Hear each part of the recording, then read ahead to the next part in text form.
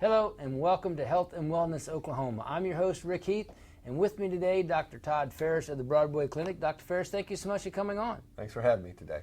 Talk to us a little bit about your background and your health career. Well, my background is in chiropractic. That's my formal training. I'm a chiropractor. And my, passion practice is, health and wellness. It's about staying healthy and being healthy. Preventative, we'll call it preventative medicine, taking care of you while you're healthy. Don't wait till you're falling apart and sick. So how, ways that you can stay healthy and feel better about yourself without having to go to a doctor if possible? Well, it's like my emphasis is let's get you healthy and well and keep you there instead of waiting till you're half dead and broken down. I think people take better care of their car. They take it in for a tune-up, change the oil. They don't do anything to their body until it's broken. And so my emphasis is to educate people on health and wellness, and that incorporates, biological hormone replacement, nutrition, exercise, things like that. Several different aspects of health and wellness is what you're interested in then. Yes. Yeah. Well, let's talk about nutrition when we take a short time out. You're listening to and watching Health and Wellness Oklahoma with Dr. Todd Farris of the Broadway Clinic.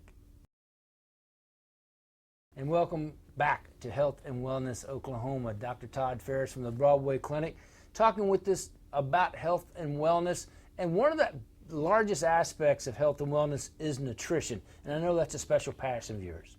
Absolutely. It is, because I think as Americans, we are confused on what we should eat and shouldn't eat. There are so many diets.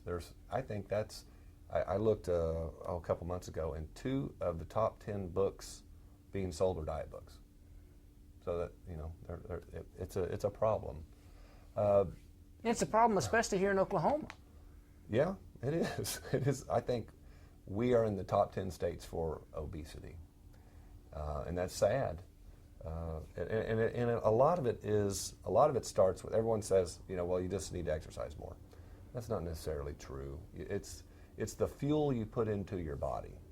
And I think we've been told for so long that certain things we think are good for us really aren't. I remember a long time ago, it was the fat's bad for you. So then everything shifted to the no-fat diet. And you'll never get fat eating fat. There's a study right now. It started in 1948. It's the Framingham study. And what this study is still going on. And what they've looked at is that men who eat the most saturated fat, that's eggs, bacon, cheese, butter. All of which I eat in great quantities. Good for you. So do I. Weigh the least and have the lowest cholesterol. Now that's gonna really freak a lot of people out, but they can look it up.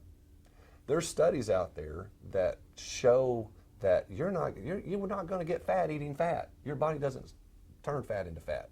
It turns sugar into fat. And so, you know what the biggest things are in sugar? You know where sugar comes from? Just like foods wise?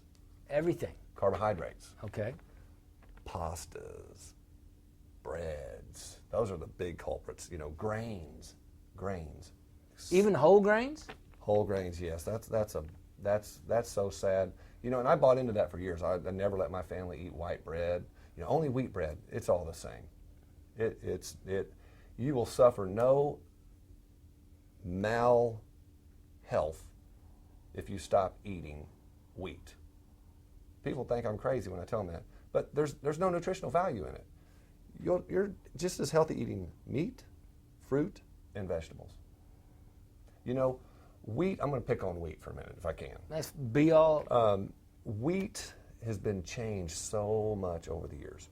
There's a great book, and I'm going to tout this guy's book. It's written by a cardiologist. His name is William Davis, and it's called Wheat Belly. It's a great book.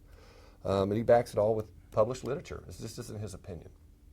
And that's why I like the book so much. But wheat turns to sugar in our body really, really rapidly. And when that happens, your glucose goes up, which makes your body release insulin. Insulin's a fat-storing hormone. So it takes that excess sugar that you're not using and stores it in a fat cell, and it doesn't want to let it out. And it keeps it in there. Because we may need that if we don't eat for 5 days. When's the last time you haven't eaten in 5 days? ever. Never. Exactly. But maybe 100,000 years ago, you didn't eat every day. But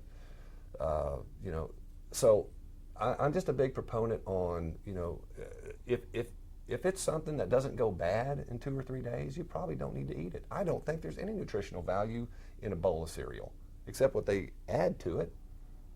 It's not good for you. And I think people have just, they've thought, well, it's whole wheat, it's healthy. I'm eating, my little wrap. I just don't think, it's not good for you. We're talking with Dr. Todd Farris of the Broadway Clinic, and your own particular take on nutrition. We'll talk more when we come back on Health and Wellness Oklahoma. And welcome back to Health and Wellness Oklahoma. We're talking to Dr. Todd Farris about nutrition. Now, we were talking about wheat and how it's not necessarily good for you. What about fresh foods? I mean, is that the way we should be looking to feed ourselves? Yeah, Rick, you want to eat things that have a very short shelf life, but like fresh vegetables, fresh fruit, fresh meat.